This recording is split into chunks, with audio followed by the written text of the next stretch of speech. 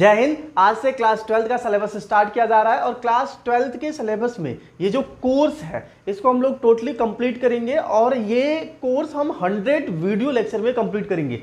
100 days में नहीं, 100 video lecture में कंप्लीट होगा और ये वीडियो लेक्चर आपको टाइम पे डिलीवर हो जाएगा।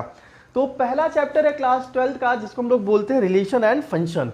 तो अगर हम क्लास 12 का फर्स्ट चैप्टर देखें जिसको आज हम लोग स्टडी करेंगे तो वो है रिलेशन एंड फंक्शन। अब देखिए, रिलेशन और फंक्शन समझने के लिए हमें कुछ चैप्टर को जानना बहुत जरूरी है। अगर वो चैप्टर हमको पहले से आता रहेगा, पहले से समझ में रहेगा, तो रिलेशन और फंक्शन पढ़ना आसान हो जाएगा। अब वो कौन कौन से चैप्टर हैं वो हमें बता दे रहा है। जैसे इसमें रिलेशन फंक्शन पढ़ने के लिए हमें क्लास 11th का रिलेशन आना चाहिए।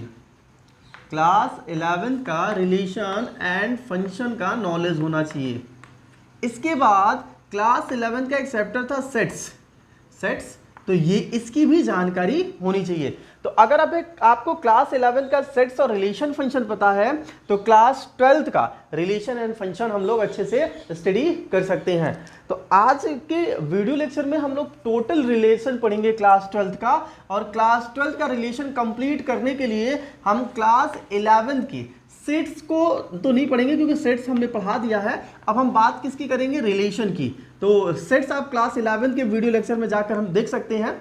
अब हम बात करेंगे रिलेशन की। तो सबसे पहले हम 11 का रिलेशन देखेंगे, उसके बाद फिर हम 12 का रिलेशन देखेंगे। देखिए, जो रिलेशन या फंक्शन, रिलेशन फंक्शन चैप्टर है वो 11th और 12th वाले में जो चैप्टर है उसमें 11 का पूरा 11th आ जाता है। 11th की पूरी नॉलेज होनी चाहिए, तब जाके हम 12th के रिलेशन या फंक्शन को अच्छे से समझ सकते हैं। तो हम लोग सबसे पहले स्टार्ट करेंगे क्लास 11 का रिलेशन। तो एक वीडियो लेक्चर, इसके 2 वीडियो लेक्चर आपको प्रोवाइड किए जाएंगे। एक में हम लोग क्या पढ़ेंगे? पूरा रिलेशन का कॉन्सेप्ट, और दूसरे वीडियो लेक्चर में हम लोग क्या पढ़ेंगे? पूरा फंक्शन का कॉन्सेप्ट। इसके बाद हम 1-2 वीडियो और आएगा जो इनके क्वेश्चंस पे डिपेंड करेगा, यानी एनसीईआरटी क्वेश्चंस होंगे और बोर्ड के जो प्रीवियस ईयर पेपर के क्वेश्चंस होंगे वो इसमें इंक्लूड किए जाएंगे। तो चलिए देखते हैं हम लोग क्लास 11 का रिलेशन। आई थिंक आपको क्लास 11 अच्छे से तैयार होगा, लेकिन एक बार हम इसको क्या कर देते हैं, एकदम ब्रीफली रिवाइज कर देते हैं, ताकि इस एक वीडियो लेक्चर को जब आप कंप्लीट करिए तो रिलेशन की किसी भी टॉपिक को समझने में आपको कोई प्रॉब्लम ना हो। तो चलिए देखते हैं रिलेशन। देखिए, रिलेशन समझने से पहले हमको किसकी जरूरत पड़ती है? सेट्स की। हम ये मान के चलते कि आपको सेट्स आता होगा, और अगर आपको सेट्स नहीं समझ में आएगा तो क्लास 11 के प्लेलिस्ट में, क्लास 11 के प्लेलिस्ट में जाकर आप सेट्स को कंप्लीट कर सकते हैं। उसके बाद आप इस वीडियो को देखिएगा। तो हम बात करते हैं रिलेशन की कि रिलेशन क्या है। रिलेशन को समझने से पहले हमें समझना होगा सेट्स के बारे में, और अगर हमें सेट्स पता है तो हमें पता है हम क्या लेने वाले हैं। इससे इस टॉपिक को समझने से पहले हम एक टॉपिक समझेंगे जिसका नाम है कार्टेशियन प्रोडक्ट। क्या नाम है? Cartesian product. देखिए, कार्टेशियन प्रोडक्ट क्या होता है इसको हम सबसे पहले समझेंगे। देखिए, कार्टेशियन प्रोडक्ट समझने के लिए आपको 2 नॉन एम्प्टी सेट्स चाहिए। हम मान लेते हैं एक सेट ए है जिसकी वैल्यू है 1 2, और एक सेट बी है जिसकी वैल्यू है 3 4। ठीक है, तो इन दोनों सेट का कार्टेशियन प्रोडक्ट क्या होगा, यानी किसी भी सेट्स के कार्टेशियन प्रोडक्ट क्या होते हैं। तो देखिए, कार्टेशियन प्रोडक्ट को हम लोग डिनोट करते हैं क्रॉस प्रोडक्ट से ना, ए क्रॉस बी। ये ए क्रॉस बी ही कहलाएगा ए एंड बी का कार्टेशियन प्रोडक्ट। अब कार्टेशियन प्रोडक्ट हमको मिलेगा क्या, या कार्टेशियन प्रोडक्ट हम कैसे सॉल्व करते हैं? तो ध्यान समझिए, ये इस सेट्स में कितने एलिमेंट है? 1 और 2। इस सेट्स में कितने एलिमेंट है? 1 3 और 4। तो हम कार्टेशियन प्रोडक्ट क्या करेंगे? ऑर्डर्ड पेयर के फॉर्म में लिखेंगे। ये जो 1 एलिमेंट है इसका ऑर्डर्ड पेयर 3 के साथ और 4 के साथ होगा। ये हो जाएगा 1 3 और 1 4। ठीक है, इसी तरीके से 2 जो सेकंड एलिमेंट है 2, इसका भी जो ऑर्डर्ड पेयर होगा वो किसके साथ होगा? 3 के साथ और 4 के साथ। तो ये हो जाएगा 2 3 एंड 2 4। तो ये हो जाएगा हमारा Cartesian product A cross B, जिसमें हमें कौन कौन से ऑर्डर्ड पेयर मिले हैं? 1 3 1 4 2 3 2 4। ये जो ब्रैकेट में मिल रहा है ना, इसका नाम क्या है? Ordered pair. ऑर्डर्ड पेयर, ठीक है, पेयर मतलब डबल है, ये दो एक साथ है इसलिए इसका नाम क्या दे दिया गया है, पेयर। और एक तरीके से जैसे हमने 1 3 किया, 1 4 किया, 2 3, तो एक ऑर्डर्ड में मिल रहा है इसलिए हम इसको क्या नाम दे रहे हैं, ऑर्डर्ड पेयर। तो जब भी हम कभी दो नॉन इम्पटी सेट्स का क्या निकालेंगे, कार्टेशियन प्रोडक्ट, तो वो भी एक सेट के फॉर्म में होगा, लेकिन उसको हम लोग लिखते किस फॉर्म में है, ऑर्डर्ड पेयर के फॉर्म में लिखते हैं। यहाँ पे कॉमा लगा देंगे हम लोग, तो ये हमारा किस फॉर्म में हो जाएगा, ऑर्डर्ड पेयर के फॉर्म में हो जाएगा। क्लियर हुआ इतना? चलिए, अगर मान लीजिए कोई और सेट्स है उसका हमें कार्टेशियन प्रोडक्ट निकालना है, जैसे A is equal to AE है and B is equal to 2 4 है, ठीक है, तो इसका Cartesian product A cross B is equal to क्या मिलेगा, A2 फिर A4, इसी तरीके से E2 और E4 ये मिल जाएगा, ये हो जाएगा हमारा A क्रॉस B का कार्टेशियन प्रोडक्ट। क्लियर हुआ? यानी दो सेट्स हैं, नॉन कार्टेशियन प्रोडक्ट निकालने के लिए सबसे जरूरी क्या है कि जो सेट्स होने चाहिए वो क्या होने चाहिए, नॉन इम्पटी सेट्स होना चाहिए। नॉन इम्पटी सेट्स का मतलब क्या, ऐसे सेट्स जिसके अंदर कोई ना कोई एलिमेंट पहले से प्रेजेंट हो। अगर इम्पटी सेट हो जाएगा तो क्या होगा, तो देखिए इसमें क्या करने वाले हम लोग, अगर सेट्स इम्पटी हो जा रहा है तो इसे इरेज कर देते हैं। चलिए समझते हैं, अगर सेट्स इम्पटी हो जा रहा है तो देखिए अब यहां पे ध्यान समझिए कि अगर पहला केस है a इज इक्वल टू अगर 5 हो जाए, 5 का मतलब है सेट्स के अंदर कोई भी एलिमेंट प्रेजेंट नहीं है, और जो दूसरा सेट्स है वो भी कुछ भी रहे, मान लीजिए 1 है 2 है, इस केसेस में जब हम A क्रॉस B निकालेंगे तो वो हमको क्या मिलेगा, वो हमको मिल जाएगा 5।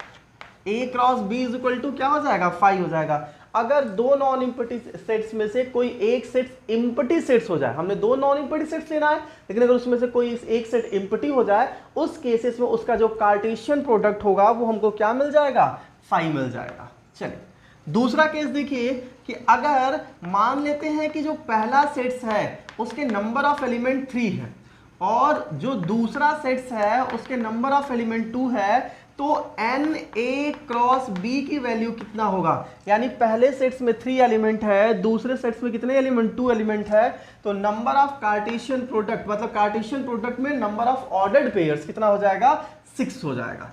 देखिए क्यों ऐसा हो रहा है, क्योंकि इसमें 3 है।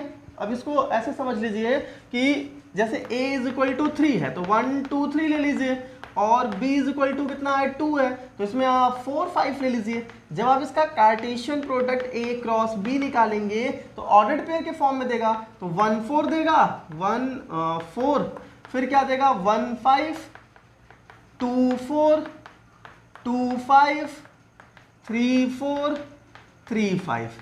तो देखिए कितने ऑर्डर्ड पेयर हो गए, 1 2 3 4 5 6, तो नंबर ऑफ ऑर्डर्ड पेयर कितना हो गया हमारा, 6 हो गया।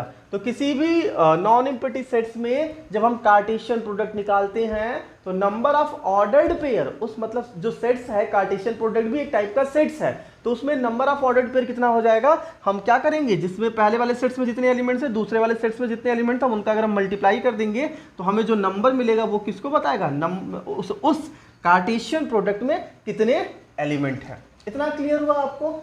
चलिए आगे देखते हैं। अब इसके अगर दो नॉन इम्पटी सेट्स हैं तो उनका कार्टेशियन प्रोडक्ट हमको क्या मिल जा रहा है, 5 मिल जा रहा है। अब समझिएगा कि अगर एक सेट्स है A जो कि है 5 तो नहीं है, वो है इन्फिनिटी सेट है। कहने का मतलब है कि उस सेट्स के नंबर ऑफ एलिमेंट क्या है, इनफाइनाइट है। तो अगर मान लीजिए एक सेट्स है 1 2 3 डॉट डॉट डॉट डॉट, और एक सेट्स है B जिसकी वैल्यू केवल 1 2 मान लीजिए, फाइनाइट सेट है। एक सेट्स इनफाइनाइट और एक सेट क्या है, फाइनाइट सेट्स है। तो ये जो A क्रॉस B होगा, इसका कार्टेशियन प्रोडक्ट होगा, वो भी हमको क्या मिलेगा, इनफाइनाइट मिलेगा। क्या मिलेगा, इनफाइनाइट मिलेगा। यानी दो सेट्स हैं जिसमें एक सेट्स अगर इम्पटी सेट्स या कोई भी इम्पटी सेट्स उसमें मिल जाएगा तो उसका जो कार्टेशियन प्रोडक्ट होगा वो हमको क्या मिल जाएगा, इम्पटी मिल जाएगा। लेकिन दो सेट्स में से कोई एक सेट्स क्या है, फाइनाइट सेट है, तो उसका इनफाइनाइट सेट है, तो उसका कार्टेशियन प्रोडक्ट भी हमको क्या मिल जाएगा, इनफाइनाइट सेट्स मिल जाएगा। चलिए इतना क्लियर हुआ। अब हम इक्वेलिटी पढ़ते हैं कि मान लेते हैं कार्टेशियन प्रोडक्ट हमने निकाला। कार्टेशियन प्रोडक्ट देखिए किस फॉर्म में है, अगर हम A क्रॉस B लिखें तो ये किस फॉर्म में है, ये हमेशा ए बी का फॉर्म दे रहा है such that A belongs to capital A and B belongs to capital B, यानी हमेशा ऑर्डर्ड पेयर का फॉर्म देता है और उस ऑर्डर्ड पेयर में जो पहला एलिमेंट है वो पहले वाले सेट को बिलोंग करता है और जो दूसरा वाला एलिमेंट है वो किसको बिलोंग करता है, दूसरे वाले सेट को बिलोंग करता है। जैसे अगर हम इसमें अगर कार्टेशियन में तो 1 1 आएगा, फिर 1 2 आएगा, इसी तरह आएगा, फिर 2 1, फिर 2 2, फिर 3 1, फिर 3 2। तो जो पहला एलिमेंट है वो हमेशा पहले वाले सेट को बिलोंग करता है और दूसरा एलिमेंट किसको बिलोंग करता है, दूसरे वाले सेट को बिलोंग करता है। अगर कार्टेशियन प्रोडक्ट में ये जो ऑर्डर्ड पेयर है, इसको हम लोग बोल रहे हैं ऑर्डर्ड पेयर, तो अगर कोई दो ऑर्डर्ड पेयर आपस में इक्वल है, जैसे मान लीजिए यहाँ पे लिखा है XY और यहाँ पे लिखा है 2 3, यानी ये जो XY ऑर्डर्ड पेयर है वो किसके इक्वल है, 2 3 के इक्वल है। तो दो ऑर्डर्ड पेयर तभी इक्वल होगा जब इस ऑर्डर्ड पेयर में पढ़ने में पहला वाला जो एलिमेंट है पहले वाले सेट के इक्वल हो और जो दूसरा एलिमेंट है वो दूसरे वाले एलिमेंट की इक्वल हो। इसका मतलब x is equal to 2 and y is equal to हमको क्या मिल जाएगा, 3 मिल जाएगा। एक एग्जाम्पल इस पे और देखते हैं। जैसे मान लीजिए एक ऑर्डर्ड पेयर है x और y, या मान लीजिए यहाँ पे 1 है और यहाँ पे y है और यहाँ पे है x प्लस 2 और ये है 5, ऐसा। तो बताइए x और y की वैल्यू क्या होगी। अगर ये दोनों ऑर्डर्ड पेयर आपस में इक्वल है तो x और y की वैल्यू क्या होगी। तो देखिए अगर हम कंपेयर करें तो पहला वाला ऑर्डर्ड पेयर का पहला वाला एलिमेंट पहले वाले एलिमेंट की इक्वल होगा, यानी x plus 2 is equal to होगा 1। तो x की वैल्यू क्या मिलेगा, 1 माइनस 2, तो इस साइड आ जाएगा। तो x इज इक्वल टू क्या मिल जाएगा, -1। इसी तरीके से सेकंड वाला एलिमेंट सेकंड के इक्वल होगा तो y इज इक्वल टू क्या हो जाएगा, 5 हो जाएगा। तो दो ऑर्डर्ड पेयर के अगर एलिमेंट, दो ऑर्डर्ड पेयर आपस में इक्वल है तो उस ऑर्डर्ड पेयर का first element second ordered pair के फर्स्ट एलिमेंट के इक्वल होता है और ऑर्डर्ड पेयर का सेकंड एलिमेंट और दूसरे ऑर्डर्ड पेयर के सेकंड एलिमेंट के क्या होता है, इक्वल होता है। तो कार्टेशियन प्रोडक्ट एकदम क्लियर हो गया कि किसी भी सेट्स में कार्टेशियन प्रोडक्ट निकालना होगा। इसका मतलब है कि हम कर क्या रहे हैं, उन सेट्स का प्रोडक्ट निकाल रहे हैं।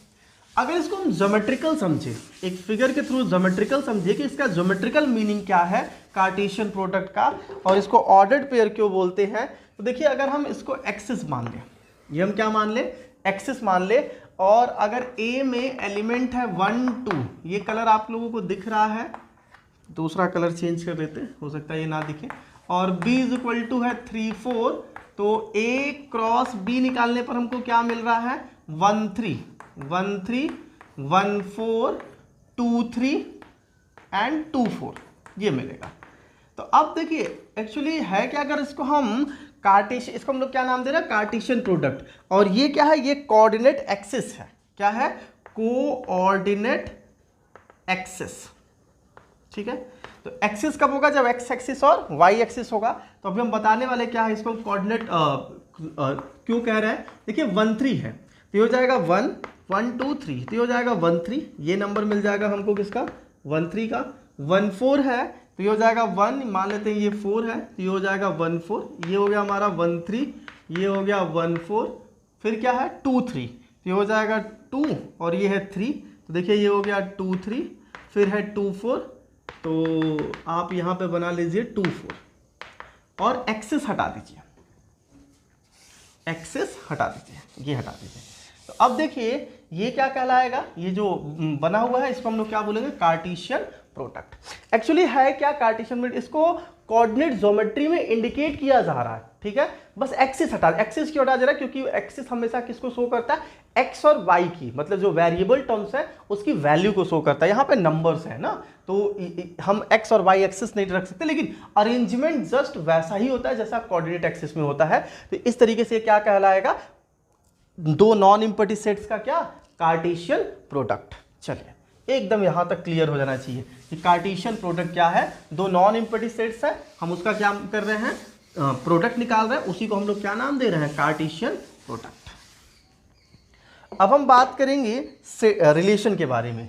हम लोगों ने इतना पढ़ा, अब हम बात करते हैं रिलेशन के बारे में कि रिलेशन क्या है। देखिए रिलेशन समझने से पहले हमने क्या समझा था, कार्टेशियन प्रोडक्ट समझा था। तो फिर से हम कार्टेशियन प्रोडक्ट वाली कंडीशन पे आएंगे। एक एलिमेंट है 1 2 3, ठीक है, और एक सेट बी है जिसकी वैल्यू है 2 3 4, क्या है 2 3 4। तो अगर हम A क्रॉस B निकाले तो हमको क्या मिलेगा, A क्रॉस B तो 1 2 1 3 1 4, 2 3 2 2 2 3 2 4 ये मिलेगा। 3 से निकालिए तो 3 2 3 3 3 4 ये मिलेगा हमको। चलिए एकदम कॉन्सेप्चुअल है। देखिए रिलेशन फंक्शन बहुत ही कॉन्सेप्चुअल है, इसको एकदम मतलब नहीं होता है, एकदम कंसंट्रेट होकर अगर आप समझेंगे तो लाइफ टाइम बना रहेगा, जब तक आप स्टडी करते रहेंगे आपके दिमाग में बना रहेगा। लेकिन इसको ऐसे ही ले लेंगे तो बहुत परेशान करेगा। एक चैप्टर रिलेशन फंक्शन और दूसरा चैप्टर आपको 12th में मिलने वाला जिसका नाम है 3D, 3 डायमेंशनल ज्योमेट्री। 11th में 3D का कोई मतलब नहीं था, न के बराबर था। देखिए A क्रॉस B हमको ये मिल गया। अब रिलेशन किसको बोलने वाले, देखिए जैसे ये ऑर्डर्ड पेयर है तो ये ऑर्डर्ड पेयर मतलब 1 और 2 के बीच में कोई ना कोई कंडीशन होगा। अटैचमेंट कैसे हुआ, 1 3 के 1 4 2 2 के बीच में कोई ना कोई कंडीशन है। उस कंडीशन को हम लोग दिखाते हैं। मान लेते हैं ये जो ऑर्डर्ड पेयर अगर हम कुछ इस फॉर्म में लिखें, ए बी के फॉर्म में लिखें, इसको A इसको B इसको A इसको B इसको A इसको B मान लेते हैं, ए बी के फॉर्म में लिखें जिसमें B is equal to A plus 1 हो। क्या हो, B is equal to A plus 1 हो। इस टाइप से आप ये भी समझते हैं A belongs to capital A और B belongs to capital B हो। रिलेशन कार्टेशियन प्रोडक्ट आपको बताया था ना किस फॉर्म में होता है, AB के फॉर्म में होता है जिसमें such that A belongs to capital A और B बिलोंग्स टू क्या होता है, कैपिटल B होता है। सेम वही चीज हमने लिखा है। अब जरा इस कंडीशन का ऑर्डर्ड पेयर खोजिए। AB एक ऑर्डर्ड पेयर हो जिसमें जो सेकंड एलिमेंट है वो फर्स्ट एलिमेंट में 1 ऐड करने से आए। और ये ध्यान दीजिएगा हमेशा फर्स्ट वाला एलिमेंट फर्स्ट वाला सेट का होना चाहिए और सेकंड वाला एलिमेंट सेकंड वाले सेट का होना चाहिए। तो जरा इसमें खोजिए इस कार्टेशियन प्रोडक्ट में कितने ऐसे ऑर्डर्ड पेयर आपको मिल रहे हैं जो इस कंडीशन को सेटिस्फाई कर रहे हैं, जो B इज इक्वल टू क्या है A प्लस 1 को सेटिस्फाई कर रहे हैं।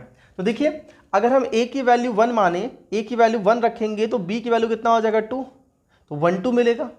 एक तो हमारा हो जाएगा 1 2, समझ रहे हैं ना। A की वैल्यू 1 पे B की वैल्यू, देखिए A की वैल्यू 1 पे 1 रखेंगे तो B की वैल्यू हमको क्या मिल जाएगा 2। अब देखिए A की वैल्यू 2 रखेंगे तो B की वैल्यू क्या मिलेगा 3, तो 2 3 हो गया। और कोई मिल रहा है 3 4 मिल जाएगा। और कोई मिलेगा, एक तो हो गया हमारा 1 2, एक हो गया हमारा क्या 2 3, एक हो गया हमारा 3 4। 1 3 तो मिलेगा नहीं, 1 4 नहीं मिलेगा, 2 4 नहीं मिलेगा, 3 2, तो 3 रखने पर तो 2 आएगा नहीं, तो बस इतना ही हो गया। अब देखिए ये कंडीशन क्यों मिला है, 1 2 2 3 3 4 ये कंडीशन आपको क्यों मिला है, क्यों, क्योंकि हम B is equal to A plus 1 का एक कंडीशन बनाए हैं कि B जो होगा वो फर्स्ट वाले एलिमेंट में 1 ऐड करने से बनेगा। तो इस टाइप अगर हम ये कंडीशन बनाए तो हमको इतने ऑर्डर्ड पेयर मिल गए। कितने ऑर्डर्ड पेयर मिले, 3 मिल गए। तो ये जो ऑर्डर्ड पेयर है इस कंडीशन पे मिल रहा है, तो इसी को हम लोग क्या बोलेंगे, रिलेशन। इसी को हम लोग क्या नाम देंगे, रिलेशन। समझ में आया आपको कि रिलेशन क्या है, एग्जैक्टली रिलेशन जो है वो कार्टेशियन प्रोडक्ट का ही पार्ट है। रिलेशन क्या है, जो कार्टेशियन प्रोडक्ट है उसी के एलिमेंट को बाहर लिया जा रहा है कुछ स्पेशल कंडीशन लगा के। जैसे हमने ये कंडीशन, ये किसी कंडीशन के थ्रू पूरा बना था, लेकिन हमने एक कंडीशन लगाया कि B की वैल्यू A प्लस 1 होनी चाहिए, तो हमको कुछ ऑर्डर्ड पेयर मिल गए। ये ऑर्डर्ड पेयर ही क्या कहलाएंगे, रिलेशन कहलाएंगे।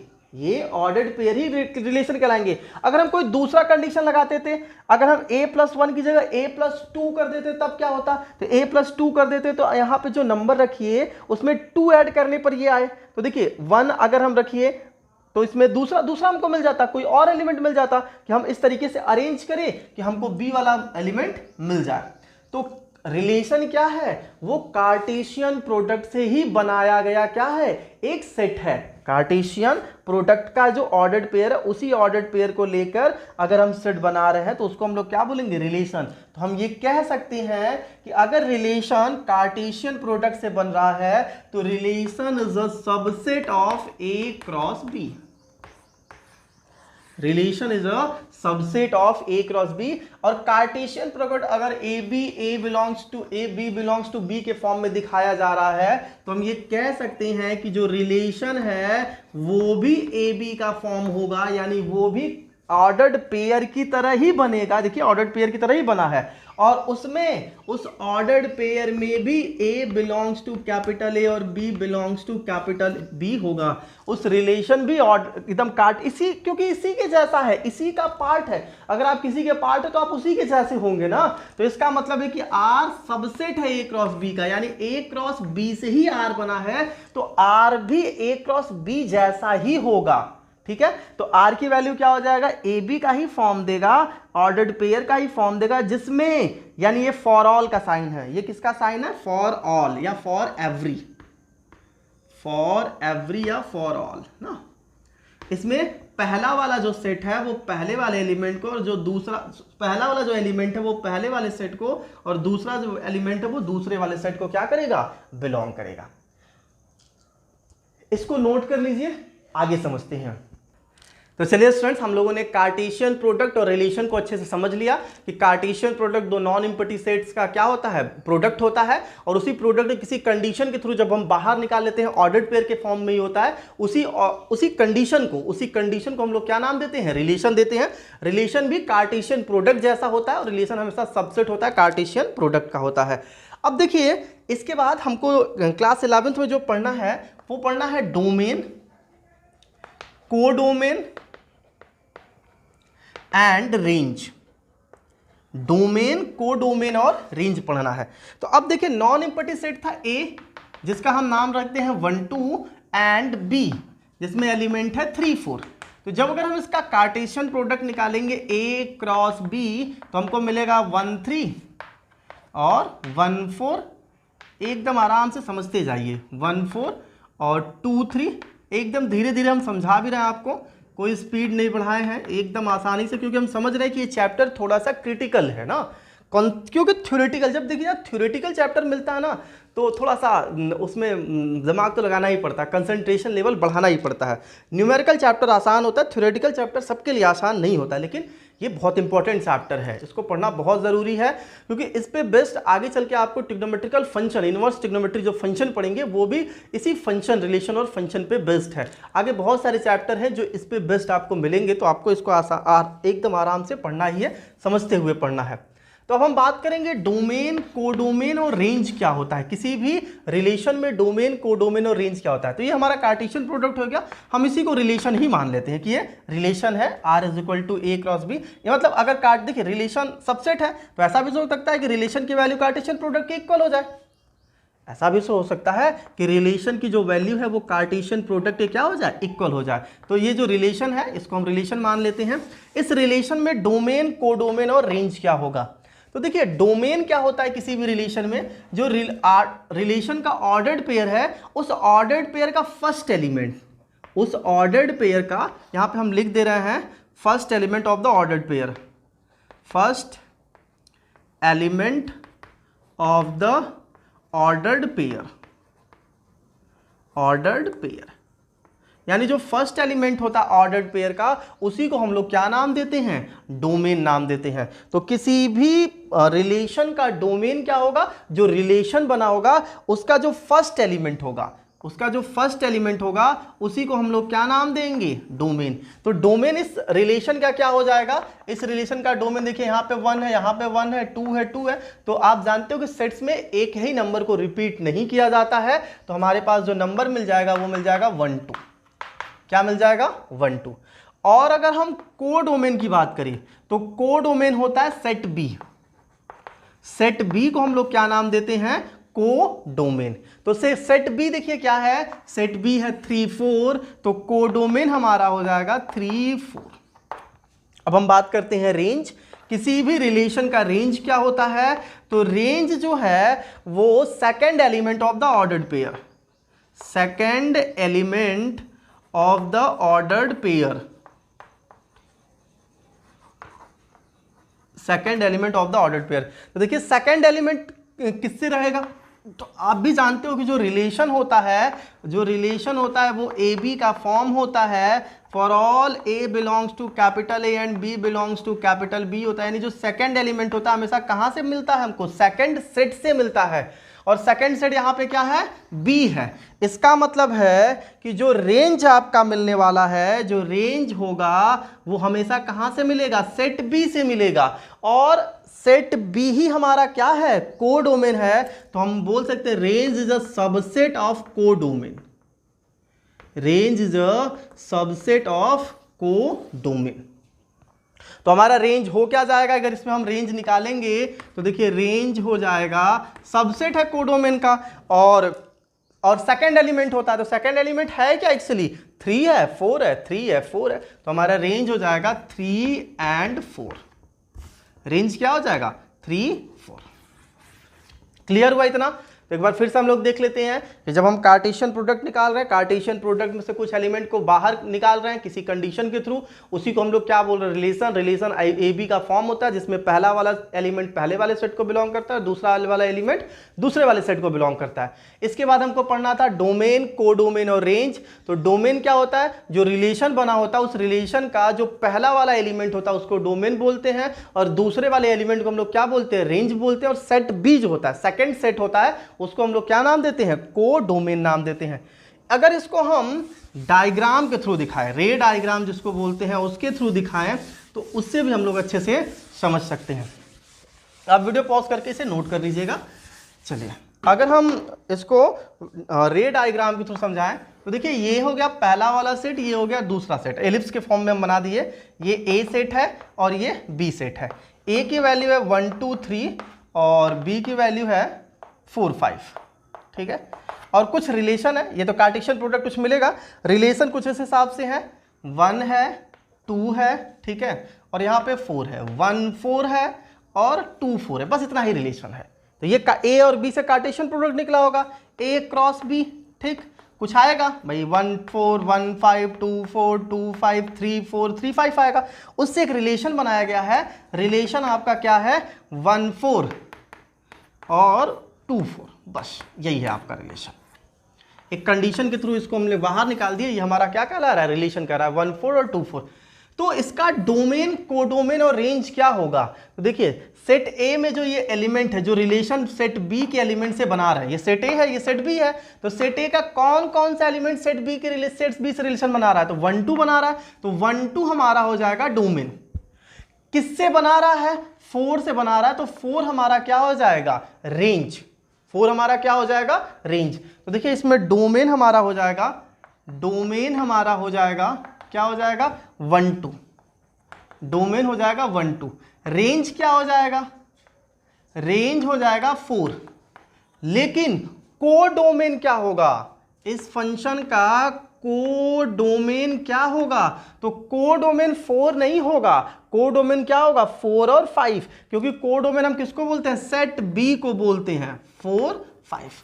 और देखिए रेंज का जो एलिमेंट है वो कोडोमेन का सबसेट नहीं है, रेंज का जो एलिमेंट है वो कोडोमेन का क्या है, सबसेट है, इसलिए हम बोलते हैं range is a subset of codomain. Range is a subset of codomain. ये हो गया, तो क्लियर हुआ इतना। ये टॉपिक 11th का था, 11th में इतने ही टॉपिक है। एक दो टॉपिक और है, जैसे इम्पटी रिलेशन क्या होता है और यूनिवर्सल रिलेशन क्या होता है, ये भी आप समझ लीजिए, ठीक है। इसको हम इरेज कर दे रहे हैं। एक दो टॉपिक और है 11 से रिलेटेड जिसकी जरूरत कहीं ना कहीं पड़ी सकती है, तो उसको भी हम लोग देख लेते हैं। एक है इम्पटी रिलेशन, क्या नाम है उसका, इम्पटी रिलेशन। इम्पटी रिलेशन और एक है यूनिवर्सल रिलेशन। यूनिवर्सल रिलेशन, देखिए इम्पटी रिलेशन का मतलब क्या है कि रिलेशन बने ही ना बने, रिलेशन ना बने तो उसको हम लोग क्या बोलेंगे, इम्पटी रिलेशन। या जो रिलेशन है आर की वैल्यू हमको क्या मिल जाए, फाई। और आपको भी पता है कि रिलेशन की वैल्यू फाई कब मिलेगी, जब दो नॉन इम्पटी सेट का कार्टेशियन प्रोडक्ट निकाल रहे हैं और कार्टेशियन प्रोडक्ट में से जो हम कंडीशन बना रहे हैं उस कंडीशन में कोई एलिमेंट ही ना मिले, तो इस केसेस में ऐसे रिलेशन को हम लोग क्या बोलेंगे, इम्पटी रिलेशन। और यूनिवर्सल रिलेशन क्या होगा, जो रिलेशन है वो इक्वल हो जाए कार्टेशियन प्रोडक्ट के। रिलेशन किसके इक्वल हो जाए, कार्टेशियन प्रोडक्ट के इक्वल हो जाए। मतलब जो आपका कार्टेशियन प्रोडक्ट है, जिस कंडीशन से कार्टेशियन प्रोडक्ट से एलिमेंट निकाल के हम रिलेशन बना रहे थे, वो कंडीशन पूरे के पूरे कार्टेशियन प्रोडक्ट के ऑर्डर्ड पेयर पे फॉलो हो जाए, यानी जितना बड़ा ऑर्डर्ड पेयर है उतना ही बड़ा हमारा क्या हो जाए, रिलेशन हो जाए। जितने ऑर्डर्ड पेयर कार्टेशियन प्रोडक्ट में है उतने ही ऑर्डर्ड पेयर अगर हमारे रिलेशन में आ जा रहा है, तो ऐसे रिलेशन को हम लोग क्या नाम देते हैं, यूनिवर्सल रिलेशन। ऐसे रिलेशन को हम लोग क्या नाम देते हैं, यूनिवर्सल रिलेशन। लेकिन एक होता है इम्पटी रिलेशन, तो इम्पटी रिलेशन हम किसको बोलेंगे, ऐसा रिलेशन जिसमें कोई भी ऑर्डर्ड पेयर एग्जिस्ट ही ना करे। अगर एक सिंगल ऑर्डर्ड पेयर भी उस रिलेशन में एग्जिस्ट नहीं कर रहा है, तो ऐसे रिलेशन को हम लोग क्या नाम देंगे, ऐसे रिलेशन को हम लोग नाम देंगे इम्पटी रिलेशन। तो ये था रिलेशन से कुछ टॉपिक क्लास 11th की। अब हम लोग क्या करने वाले हैं, एक दो क्वेश्चंस देख लेंगे, इससे बेस्ड क्वेश्चन देख लेंगे जो रिलेशन हम लोग 11th में पढ़े हैं। इसके बाद हम लोग 12th का रिलेशन देखेंगे कि 12th में कौन कौन से रिलेशन और क्या टॉपिक हमको 12th में पढ़ने हैं। तो चलिए कुछ क्वेश्चंस देखते हैं। तो चलिए स्टूडेंट्स, आपके सामने 2-3 क्वेश्चंस है, छोटे मोटे क्वेश्चंस है, आसानी से इसको हम लोग समझ लेंगे। तो देखते हैं इसको, ये सब कॉन्सेप्ट बिल्ड करने में आपकी हेल्प करेंगे। देखिए इसमें एक सेट है A = 1 2 3, दूसरा है B = 4 5 और C = 5 6 है। तो हमको कह रहा है एक क्वेश्चन दिया है, कह रहा है A cross B intersection C की वैल्यू फाइंड करिए। क्या फाइंड करिए, A cross B intersection C।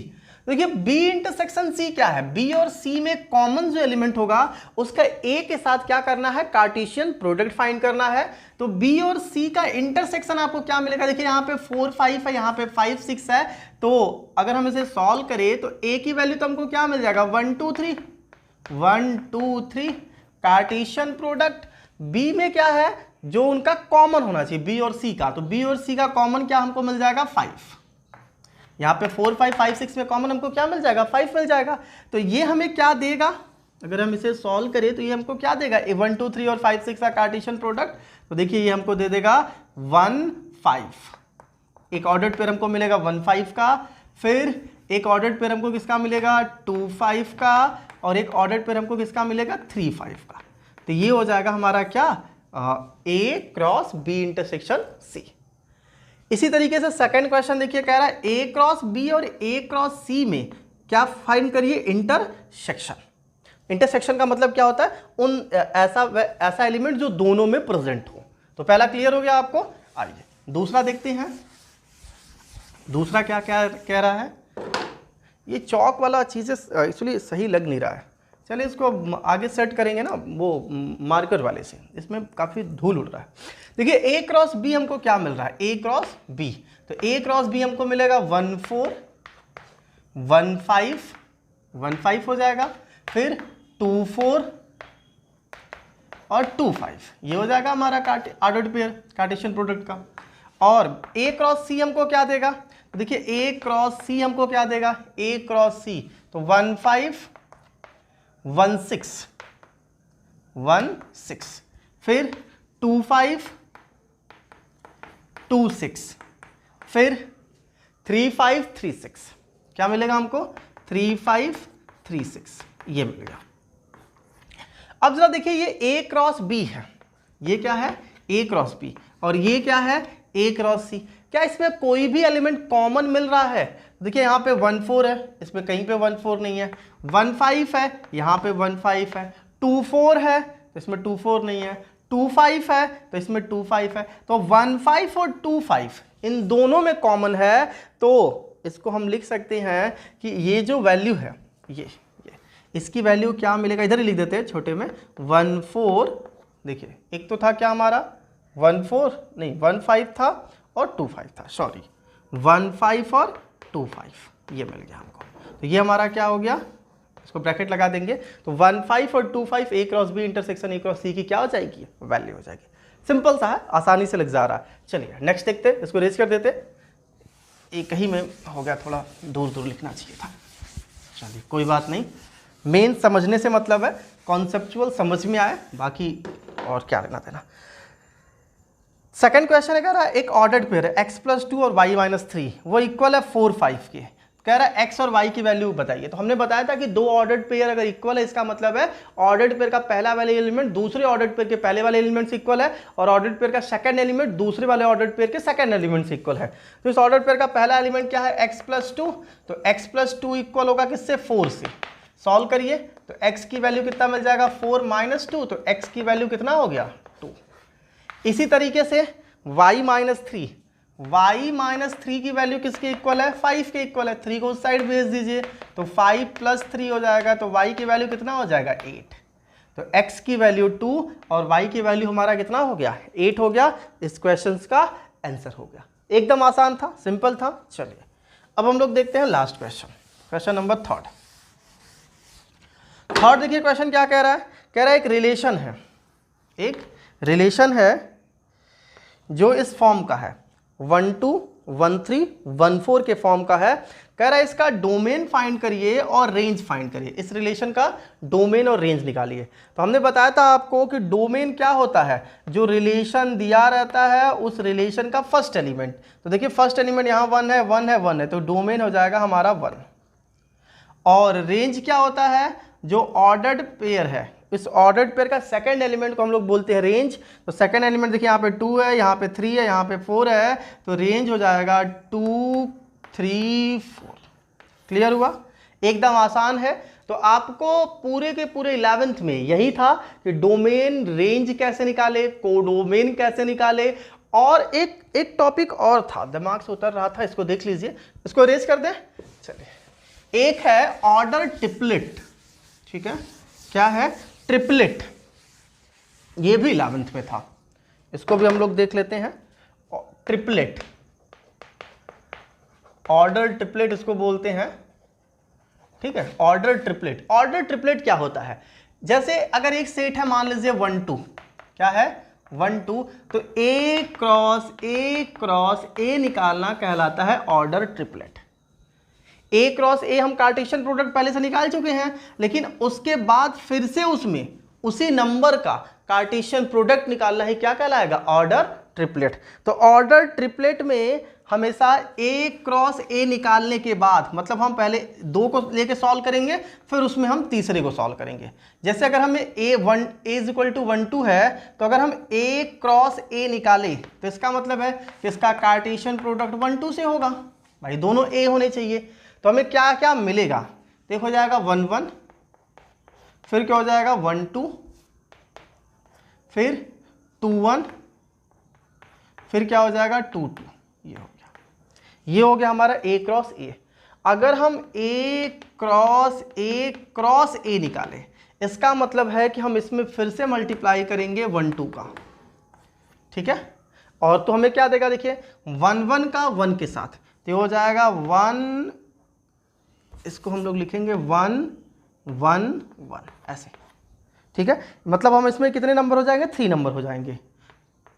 फिर 1 1 2 1 1 2, फिर 1 2, अब इसका दोनों के साथ हो गया, फिर इसका 1 2 का दोनों के साथ 1 2 1 1 2 1, फिर 1 2 2, ये हो जाएगा। फिर से 2 1 का दोनों के साथ, तो हमें क्या देगा 2 1 1 और 2 1 2, ये हो गया। इसी तरीके से 2 2 का दोनों के साथ, तो हमें क्या देगा 2 2 1 और स्मॉल ब्रैकेट होगा 2 2 1, फिर होगा 2 2 2, ये हो जाएगा। तो ये हो जाएगा हमारा क्या, ऑर्डर ट्रिपलेट। तो ऑर्डर ट्रिपलेट कुछ नहीं है, जैसे हम कार्टेशियन प्रोडक्ट निकाल रहे थे, बस उसमें एक और कार्टेशियन प्रोडक्ट हमको करना पड़ रहा है, उसी का फिर से हमें प्रोडक्ट करना पड़ रहा है, उसी को हम लोग क्या नाम दे रहे हैं, ऑर्डर ट्रिपलेट। इस तरीके से क्लास 11th के जितने भी टॉपिक्स थे हम लोगों ने यहाँ तक कवर कर लिए।